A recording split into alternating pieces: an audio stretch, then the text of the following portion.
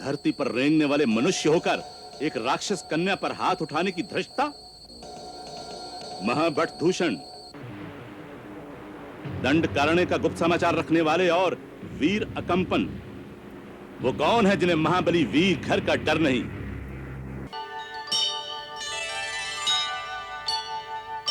मैं पतिव्रता हूँ। मैंने एक बड़े कुल में जन्म लिया है। मेरा एक पवित्र कुल में संबंध हुआ है। मुझसे कोई लोक निंदित कार्य संभव नहीं हो सकता।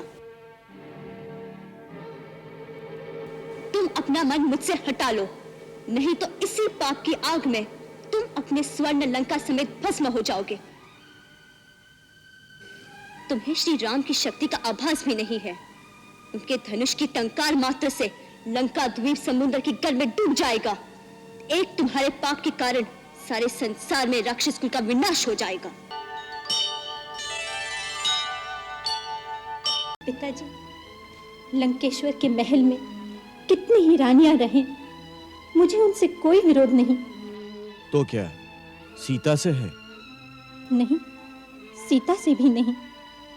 यदि सीता लंकेश्वर को अपनी इच्छा से स्वीकार कर ले तो सगी बहन की भांति मैं उससे प्यार करूंगी। यदि वो मेरे स्वामी को सुख दे सके तो मैं उसके लिए अपने प्राण भी न्यौछावर करने को तैयार हूं। बेटी, फिर ये संताप क्यों? पिताजी, सीता काल निशा बनकर आई है। वो मेरी सौत नहीं, मेरे पति की मौत बनने आई है। हाँ पिताजी, आपकी बेटी का वैधव्य है सीता। धरती पर रेंगने वाले मनुष्य होकर एक राक्षस कन्या पर हाथ उठाने की धृष्टता। महाभट दूषण, दंडकारण्य का गुप्त समाचार रखने वाले और वीर अकंपन, वो कौन है जिन्हें महाबली वीर घर का डर नहीं? राजन, हो न हो ये वही अयोध्या के 2 राजकुमार होंगे जो देश निकाला पाकर वनों में दर-दर भटकते फिर रहे हैं। दंडकारण्य के भीतरी भागों से यदा-कदा समाचार आते रहे हैं कि 2 क्षत्रिय कुमार तपोवन के ऋषियों की रक्षा कर रहे हैं।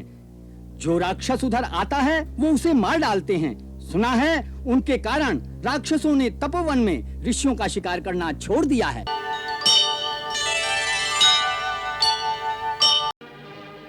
आपने अकेले ही तीनों लोकों में त्राही त्राही मचा दी। मेघ गर्जना करने वाले अपने अमेघ रथ पर सवार होकर ब्रह्मा जी से प्राप्त शक्ति धनुष बाण धारण करके और कवच पहनकर आप जब रणभूमि में जाएंगे तो राम लक्ष्मण के धनुष बाण तिनके के समान हवा में उड़ जाएंगे।